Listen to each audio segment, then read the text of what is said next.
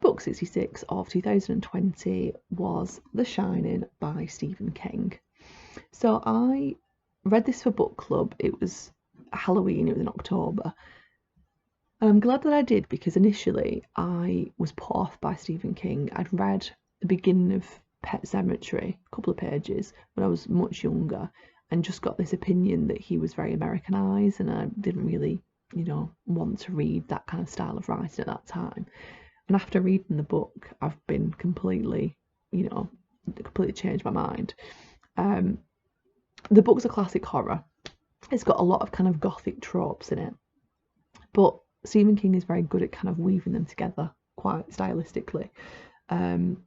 He's got kind of a talent for creating intrigue and tension and this kind of ominous foreboding throughout the kind of story that you're reading. He also is quite empathetic in his observings of other people, and his observations of other people, and human nature and societal conventions. There's a lot of kind of class and things like that, like political undertones to this book, that I think that you might miss if you're not viewing it through that lens. As I was reading, I was thinking the things that I'm about to discuss, but I was like, am I just seeing this and it's not actually there? But I read around it and I saw that quite a lot of other people were, discussing the same thing, which is what has kind of influenced the way that I've kind of wrote the review for this.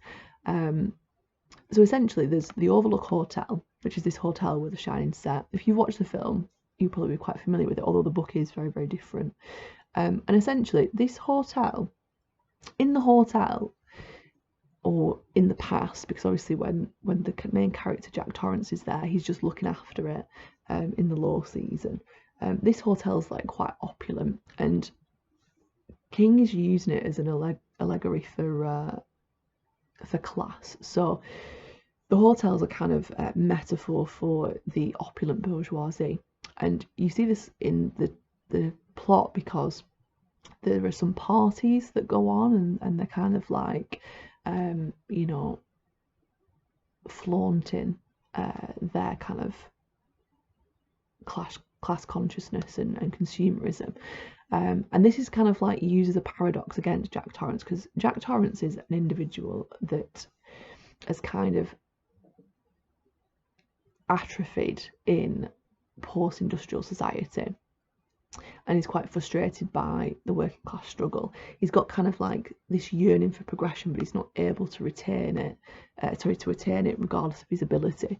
And this is something which you find in a lot of working class people who start off working really, really hard and are wanting to do better and are wanting to better themselves, but they just don't get recognised and they don't get promoted and they don't get what they want from society. And in particular in kind of post-industrial times, where you were probably very skilled in an industry, but then that industry is disbanded and nobody wants to kind of employ you and pay you anymore. Like, for example, once mines were shut down, steelworks were shut down, nobody wants to employ those people because their skill set is no longer needed in the post-industrial kind of workplace. And essentially King is kind of showing how if you take away industry and you expect these people to survive in jobs that they were skilled for the jobs originally, now they're in jobs that they're not skilled at. So for example, in this case, Jack Torrance is now a it's a bit different in this character's case because he was a writer before, and the reason why he's not a writer anymore is because he thumped somebody. But you can say that perhaps he had the same struggles because he was working very hard in his job, but he wasn't getting recognised, wasn't getting kind of the recognition that he wanted. His writing wasn't being published and things like that, if I can remember rightly. But what tends to happen is that the people get very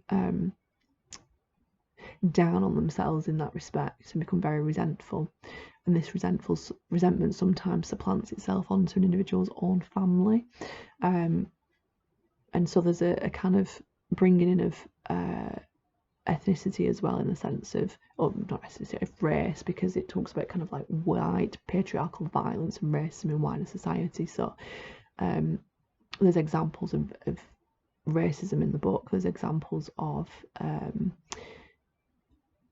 violence towards one's own family. Again, as a kind of metaphor for what happens in those resentments not being able to be expressed outside the home, they become expressed inside the home or onto people that you view as being lesser down the ladder than you, if you will. So Jack in the book works himself into a madness, which again is metaphorical of how people work in society, where you work all the hours and you don't really give yourself the rest that you need, and you don't really take care of your own mental health. And so this explains why we all become quite overwhelmed and maybe not the best versions of ourselves, and become quite hostile towards others and foster hatred for other people, because we are kind of working ourselves into this madness. So Jack doesn't really have any relief or reward for his unceasing efforts. And the ghosts at the party that are the scene that's in the book, so there's ghosts that you can see, the leisured class, they don't have to work. So again, it's providing that kind of that juxtaposition actually between Jack, who's working endlessly, and then these people who are just, you know, drinking and having fun in the night time. Whereas he can't rest, because if he rests, his boiler's going to blow up again. Another metaphor for, you know, if you don't continue to work, then things are going to blow up in your life because you can't afford to keep your house and things like that. So it's a very good metaphor for the difference between what working class life is like and what kind of the leisure class is like. And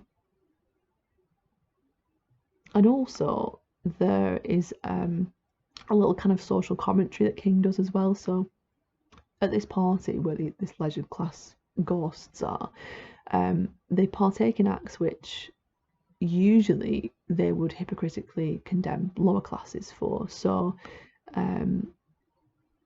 really their class position, the reason why they're part of the leisure class, is because they are there due to historical violence, genocide and imperialism.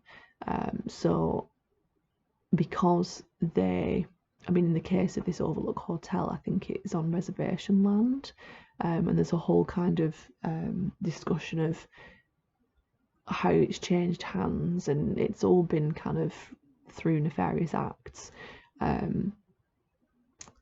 And there's the famous bath scene. Now, this bath scene was scary. When I was reading it, I was like, oh my God. I was so scared, and I was like, this is fantastic writing that I am literally like, you know, I was just, it was just horrific, and it was just like, oh my God, and I'm trying to read it, and it was really, really good writing. But again, it is symbolic of some social commentary. So the bath scene is demonstrating the fragility of this lofty position of the leisure class, and that if you disregard people as commodities by the capitalist system, so, you know, just, you know, using people for what they can offer. So for example, if your value is in your sexual attractiveness, this declines with age, which explains why the woman in the bath starts off very good looking and then she starts to grow old. And it's kind of, you know, demonstrating that if you're only useful for what you look like, then that is going to go and you're not going to then be of any use. Whereas if you were treated as a human being, your value would remain and would probably increase because, you know, you've lived longer and more experienced and things like that.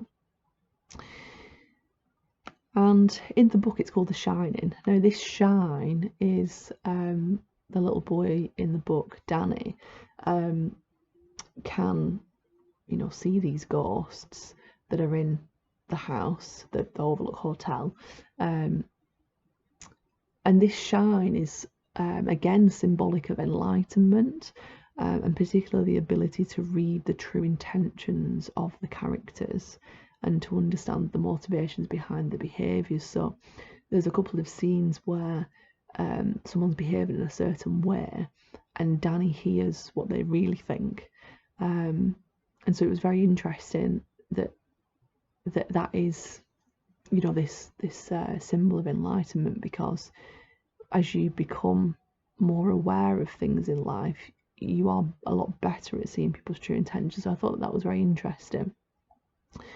And when I wrote my my written review for this, I found the social narrative at the foundation of this book absolutely excellent. But the story that's bobbing on the surface of it can be criticised. It wasn't amazing, although it did allow all this social commentary, so I suppose it could be credited for that. But it can be criticised in terms of things like Danny is very, very young, and although he has the shine, he seems to understand concepts that are like far beyond his age, and because of that, the characterisation is not great for him as a child. And also, there's a lot of fantastical elements in the book. So, for example, at one point, the house, or the Overlook Hotel, is a talking character, and a talking character that makes quite racist comments at some, certain points as well. So again, it's very odd sometimes. And so, although in the kind of like the film, there are things that happen that are kind of ghostly and things like that, it's not like so fantastical that it's a bit strange. So I can understand why it was taken out for the film, because the book seems a little bit odd in that respect. However, having said that, there does need to be kind of a rupture from reality to portray this kind of awakening that we feel, and the consequent rejection from those still within kind of the matrix of not being enlightened. So there kind of needs to be this break. We all go through in our lives at some point kind of a break with the fabric of reality, and we start to see things and we're like, why didn't we see this before? And so it kind of needs to be that kind of uncertain kind of feeling, because that is kind of how it feels as you become a little bit more enlightened.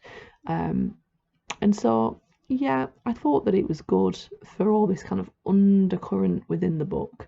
But yeah, the story was a little bit kind of fantastical. So I gave it 3 stars out of 5. When I was talking about it at my book club, there was a lot of people that, enjoyed it. And so, I'm sure if you're interested, you'll give it a read.